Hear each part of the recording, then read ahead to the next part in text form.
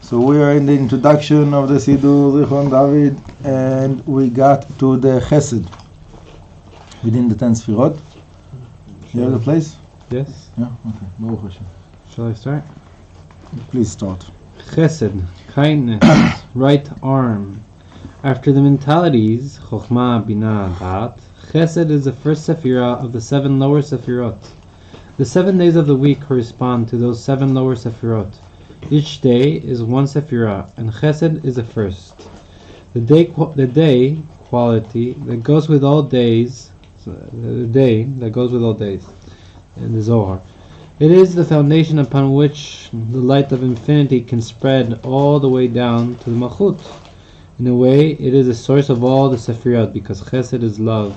It is the reason for everything. Creation is an expression of divine love, and it works to the right-hand motion of giving and expansion. Okay. So, what is the quality of Chesed? A few points. The first point is that it is expansion, right? And it's a certain kind of expansion. It's expansion that allows the revelation of the light of Hashem. Okay, so there is many levels of revelation, but for us, the parts of the revelation that is more relevant that we can associate with is the 7 lower Sefirot. I have a question. Is it on the topic? Mm-hmm. Okay, fine. So after Shabbos, it's the very beginning of the first day. It's the very beginning of the day of Chesed, Motzei Shabbat. Right. And on Motzei Shabbat, a lot of people they let loose, they expand, right? Because there's a lot of stuff you have to restrain yourself from doing on Shabbat, and so that self-restraint expands on the Motzei Shabbat. On Motzei Shabbat. But when that expansion happens, it usually doesn't look pretty. It can manifest in kind of a crazy way. So can you explain to me how that's still the light of Hashem? Well, that's an interesting take on it. Well, let's put it this way. Any quality, any attribute can be positive or negative. Depends who's practicing it, how, when, how much, and so on. So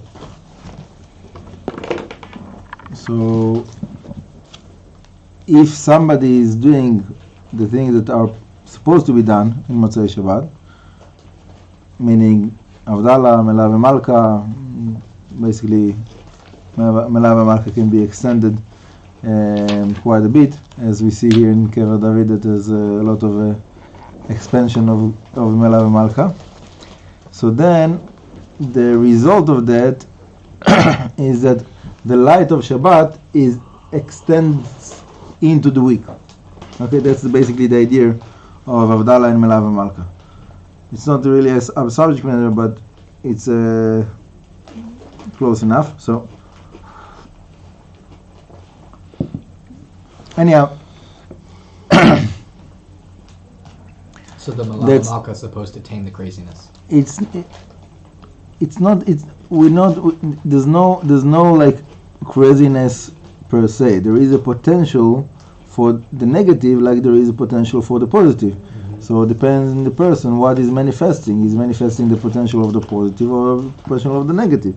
So whoever is, like you called it, getting crazy, I wouldn't describe it this way. But let's say, so he's basically manifesting the negative side of the negative potential. But you're saying that the Melah v'Malka is the channel of the Chesed. Yes. So is the Melah v'Malka itself Gevura? If the Chesed has like a channel. No. It's a tool that Hashem gave us to extend Shabbat into the weekday. It's a very, very important principle, to bring the light of Shabbat into the weekdays. So that's basically the Melah v'Malka. Can I tell you something though? I like that answer. That's like, you know how rabbis, we want rabbis to have answers to our questions. When they say they don't know, it's good because it means that they're not trying to kid us into thinking that they know when they don't. But what's equally beautiful is when they actually have a good answer. And I thought that was a good answer. Baruch Hashem. Okay. Baruch Hashem. Thank you. Yes, Gvura. We're finished with Chesed? We can continue to speak about Chesed if you want, but let's move on to Gvura. Talk about love, but okay. There's definitely, we can, the infinite amount of applications of each one of the attributes. But the idea here is to give like a small, short summary. Okay. Gevura. Strength. Left arm. The inherent quality of the Sefirah of Gevura is emotion of awe, fear, and remoteness. As opposed to Chesed, Gevura, strength, works in the motion of constriction. From it comes the left-hand action of taking. It withholds light that is too much for the receiver to accept. Gevura serves to conceal divine light and goodness and to produce what seems to be the opposite, judgment. It takes faith to know that the Hashem works through divine providence and always executes this exclusively for a benefit. From Gevura comes the inner strength of self-discipline. Meditate on this trait to master self-control. So, even though many people, they have some kind of a quick response to say something like, I love Chesed, but I don't like Gvura. But in matter of fact, the quality of Gvura is equally important for us to be able to survive, right? So, for example, I have a cup here, right? What does this cup do? The cup limits the expansion of the liquid. If I wouldn't have a cup, I wouldn't have a way to hold the liquid. I would have to drink the tea from my hand maybe. Then my hand will perform the act of Gvura. But anything that we want to do, we have to make a certain limitation, a certain structure, a certain frame, and this is Gvura. And without that, so basically we have nothing. And we can say more than that. We can say that, like we said about Chesed,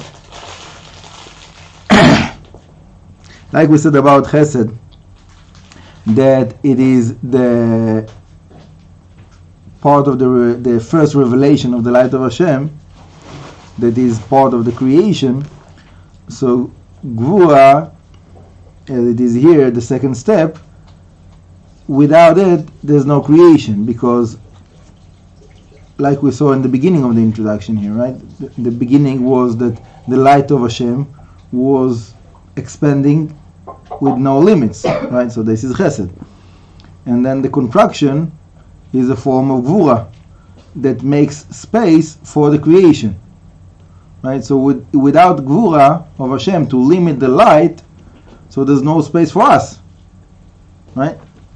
And we can give it a very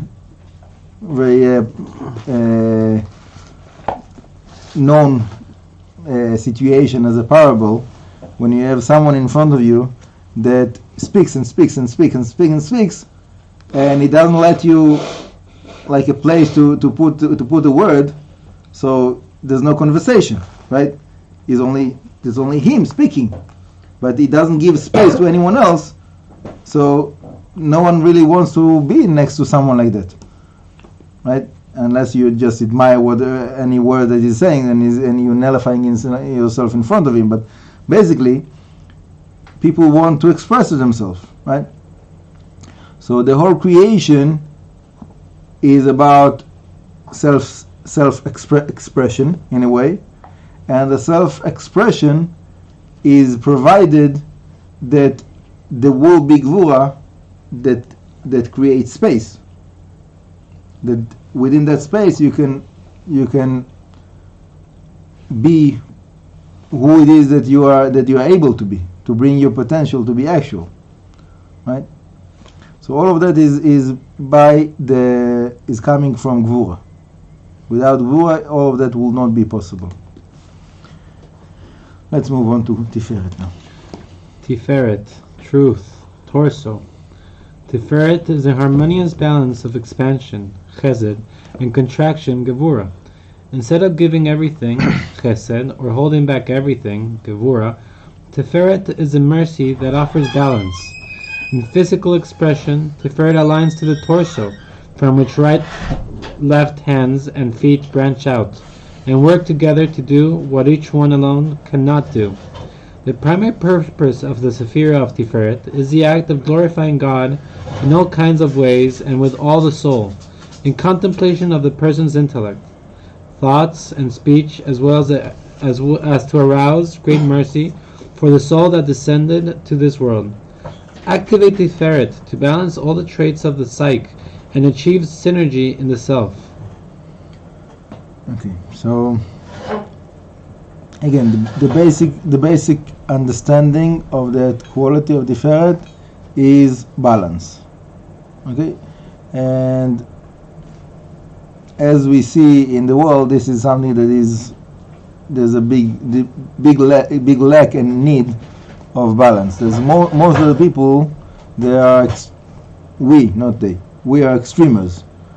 It's much easier for us to go to be extreme to one of the different sides that we have, and to find the balance, right? What the Rambam calls Derech HaMelech, the king's way, that goes in the middle. That's a hard task, and that's a very, very important principle that we have. I didn't really mention it here, but it is a known idea that the forefathers Avraham, Yitzchak, and Yaakov, they were representing Chesed, Gvura, and Tiferet, right? So when we are speaking about Am Yisrael, even though we say that we are the children of Avraham and Yitzchak, but what is Bnei Israel? The children of Yaakov, right? Israel, Yaakov, right? So that's the main character that we're taking for the continuation of the way is the character of Yaakov, which is the balance, which is the Tiferet, right? Do you have an Austrian-Hungarian ancestry? We will speak about it after the class. You do, because you look like my dad, and that's what he has. I'm not Netzach. Netzach. Eternity. You have to have some gvura there. Yes, Netzach. Right leg. The primary purpose of the Sefirah of Netzach is to implement the attribute of Chesed. This is the meaning of being at the end of the right line under Chesed, to push the potential into action. For us, the ultimate objective is a conquest of the soul, which lives forever, over the body. When successful, we sanctify the body and propel it to enter a process of attaining immortality. The Netzach is the inner prime directive of the lower Sefirot. It is expressed in the leg's lower body, the fuel to elevate the most animalistic aspects.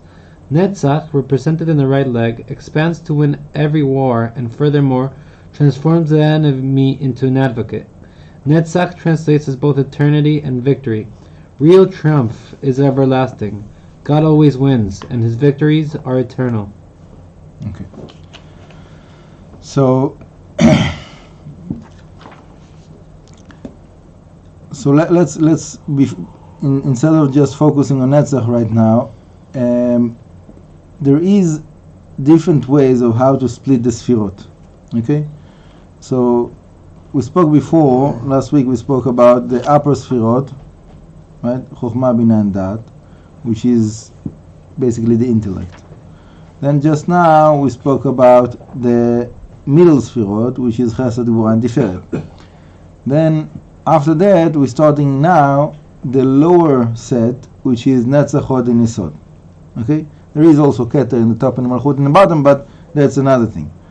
But okay, so there's those 9 Sefirot, you can split it in like horizontal, like I just did, right? So that's called Chabad, Chagat, and Nai. The upper Sefirot, Chokhmah, Bina, and Dat, that's Chabad. The middle Sefirot, Chesed, Gvura, and Tiferet, is Chagat, and the lower Sefirot, Netzach, Hod, Yesod, is Nahi. So the Nahi, the Netzach, Hod, Yesod, are considered to be the tools of action, Klei Maaseh, meaning to bring out the like we wrote here, to bring out the potential to be actual. Okay, so there is. I said a parable for that a while ago. That you have let's say you have a poor man in front of you that is asking for charity, right? So the Chesed attribute tells you, give it all, whatever you have, give this poor man all what you have, right? And the Gevura attribute says, wait, but we need the money. I need it to buy this, to buy that. I can't give it. I need it for myself.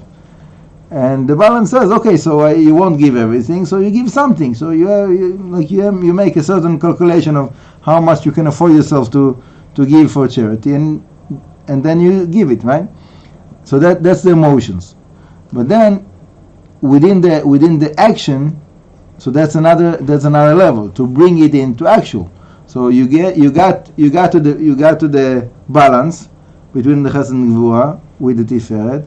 And then the act of giving or not giving, that will be the Netzach and the Hod. Okay, so the Netzach will be to have it's a certain audacity. So you have to be, right, someone that is very, very embarrassed. So he won't be able to do an act of approaching and giving tzedakah maybe, because he's too embarrassed. He will be afraid, this, that, whatever. So that's more of Hod. Okay, that is holding back.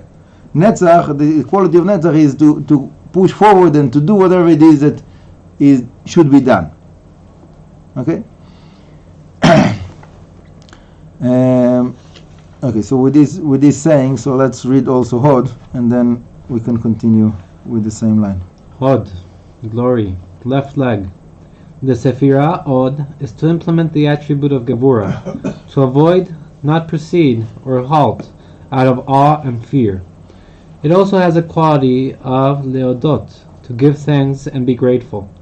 We can find in many writings that the two Sefirot of Netzach and Od are the source of prophecy.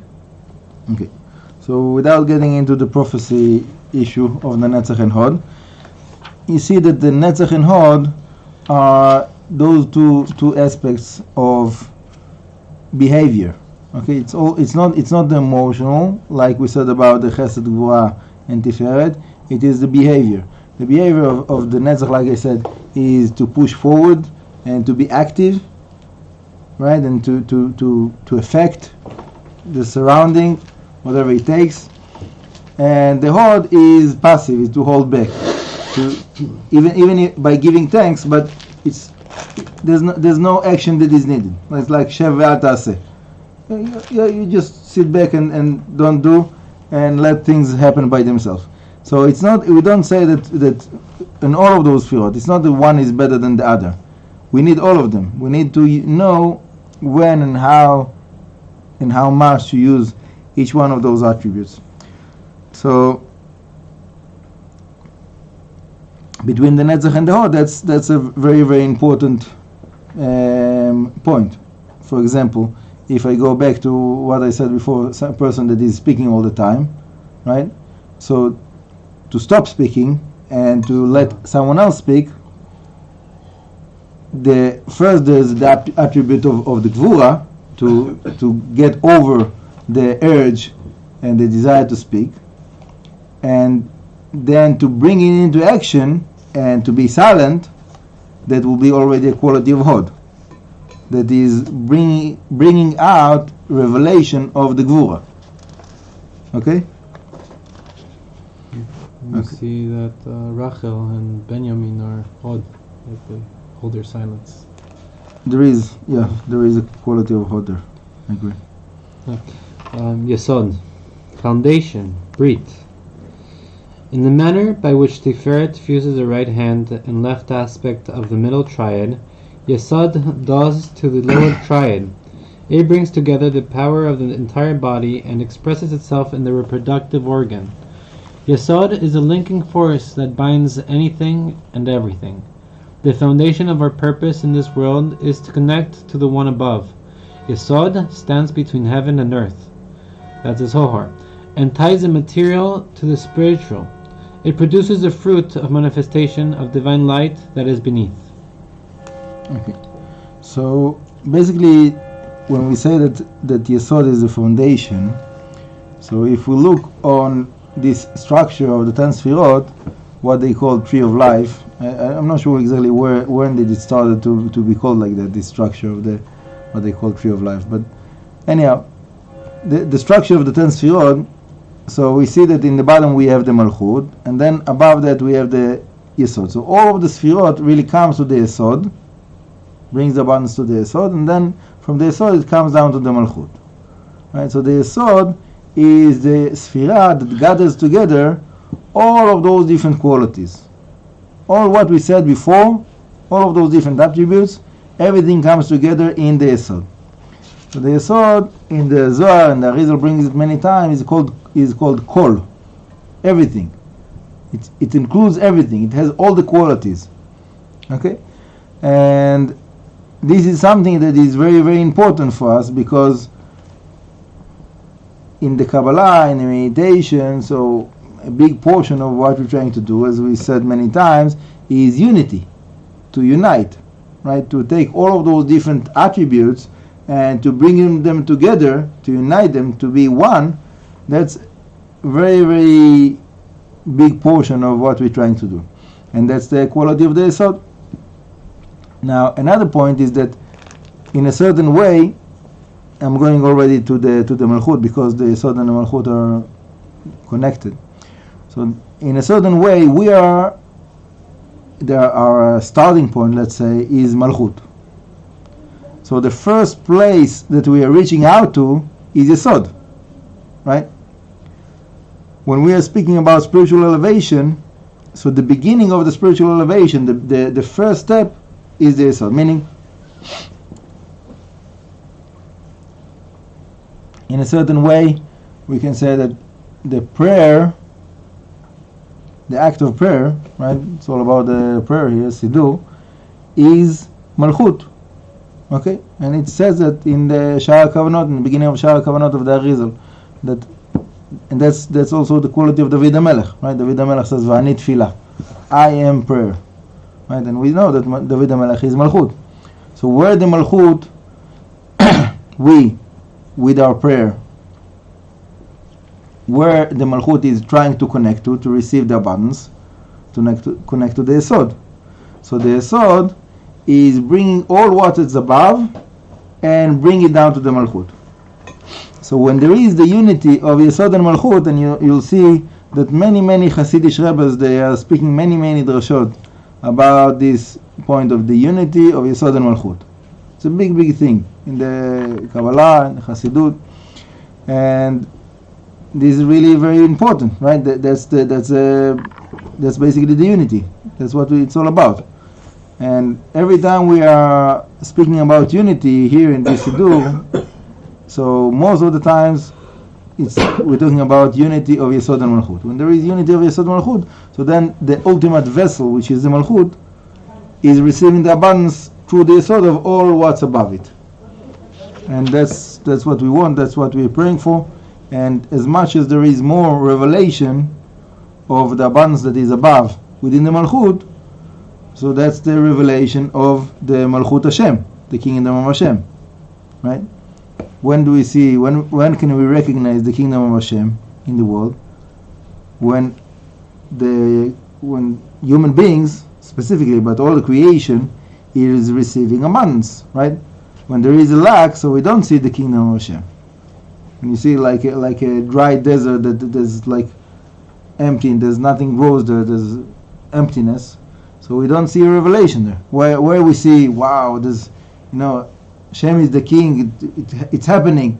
So, for example, rain, right? We have rain right now. Why Chazal is saying that Gadol Yom HaGshemim, it's there's a whole Gemara in Masechet Tani that speaks about like the greatness of the rainy day.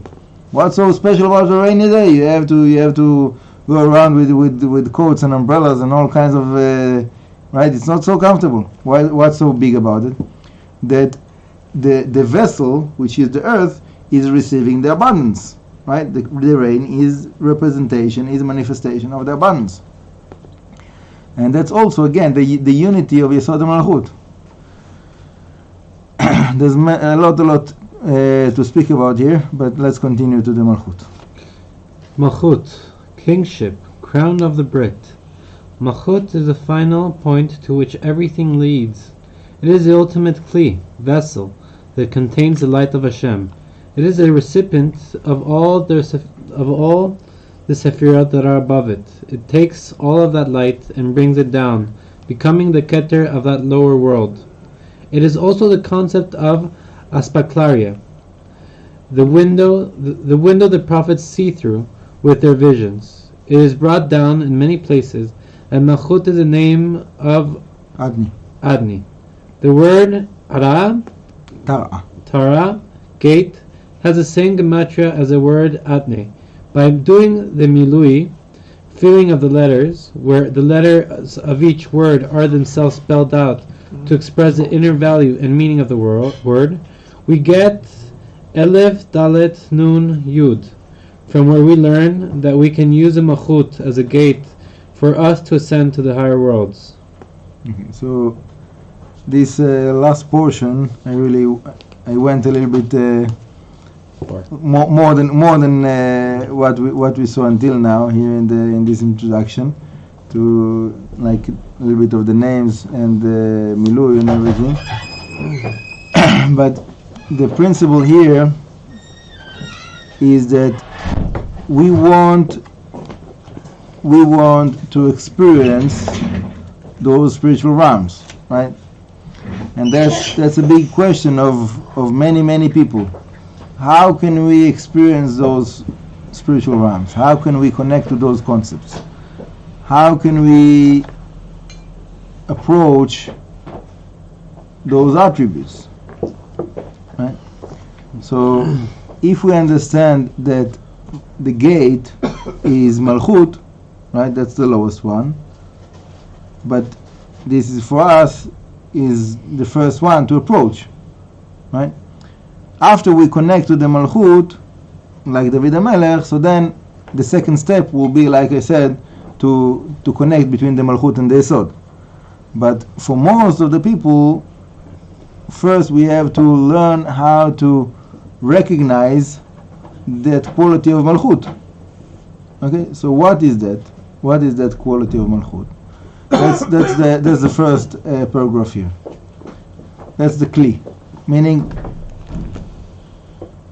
we are all about recipients. We are all receiving the abundance of Hashem. When someone is not acknowledging that he is a recipient, so he doesn't understand the connection between the creator and the creation. The definition of the creation is that the creation receives the abundance of the creator, right?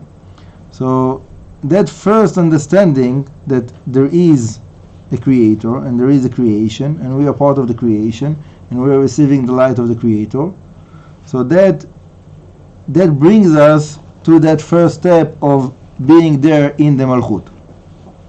Okay?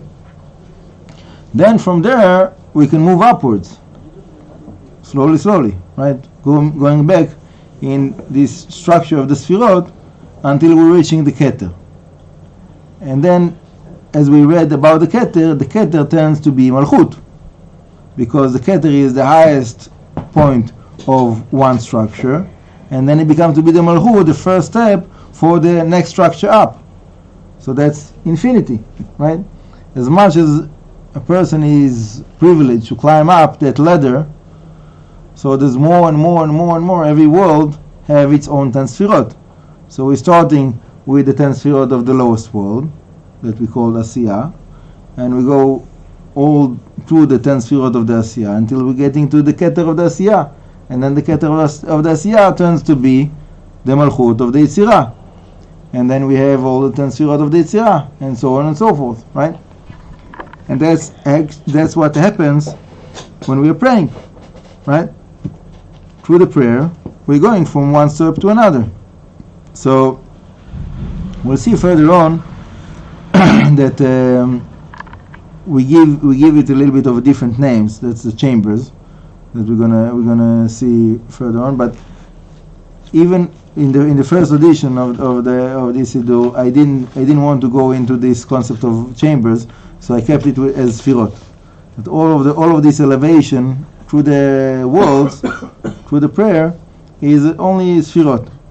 That is like more basic, but really it's the same thing. It's like people are getting like confused with the different names, but if you see the way that each concept, each name is correspond to the other previous set of concepts, so you don't have to get nervous about it.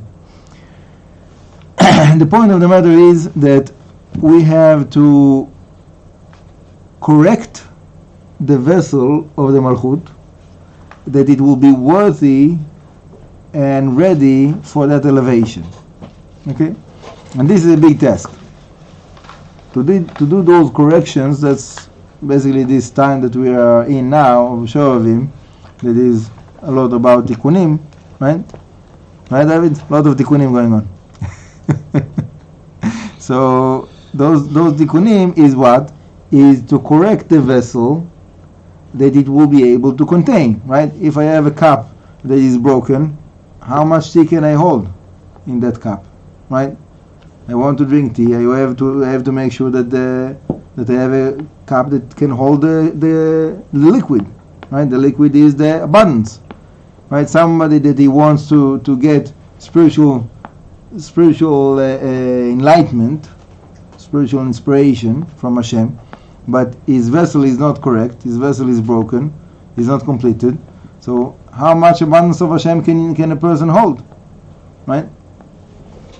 So to be able to go in this path, we have to work on being that vessel first of all, right? That's the first step, to create a vessel that will be completed, not broken, that will be clean, that will be, like I said before, worthy to elevate and to contain the abundance of Hashem. And that's a big task. And as much as a person is making himself to be a vessel, so according to that, Hashem gives him the permission to climb up that ladder. Somebody that is not doing the homework of working on himself, on his character, to refine himself and to humble himself and to do all of those different tasks that are needed, right? All of those tikkunim, emotional, physical, spiritual, whatever it is. So basically is making himself not to be worthy. So he's staying down. He's not elevated, right? And that's the concept of bnei aliyah. That's Rabbi Shimon Bar Yochai says, "Ha'iti bnei aliyah ve'en mu'atim." I saw that those people that they are people of elevation. There's not so many of them, right? I think that in our generation there's more and more people that are interested, but there's a big difference from being interested and to be ready to be there to do the work that is needed. So most of the people they have the desire, but it's not formed enough. And as much as we are working on ourselves to really bring it into actual and to do the work, right? Whatever it is, if it is like in the Torah, mitzvot, prayer, all of those different qualities that we spoke about, then the elevation is happen almost with no effort. Not without effort. It is a lot of effort, but it is not equivalent to the value of the elevation. The value is much greater than the effort that it takes to really elevate. Right? So how is that? Because it all depends in the preparation. Right? The Hasidim they give it a great value about the preparation for the mitzvah. They speak about this idea that the preparation for the mitzvah is more important than the mitzvah itself many times. Right? So in certain way we can say that the same principle also here. To prepare ourselves for the spiritual elevation in a certain way is more important than the elevation itself. Because the elevation in the end is the presence of Hashem. It's not something that is in our hand. we can do the preparation. We can prepare ourselves for the elevation. But what will happen with that? That's in the hands of Hashem. So we'll hold it here, and we'll end with a blessing that we'll have the privilege to really work on ourselves and prepare ourselves and to be worthy, and that Hashem will have mercy on us to bring all of us up and to get to the highest that Hashem created us to receive Bezrat Hashem. Thank you very much.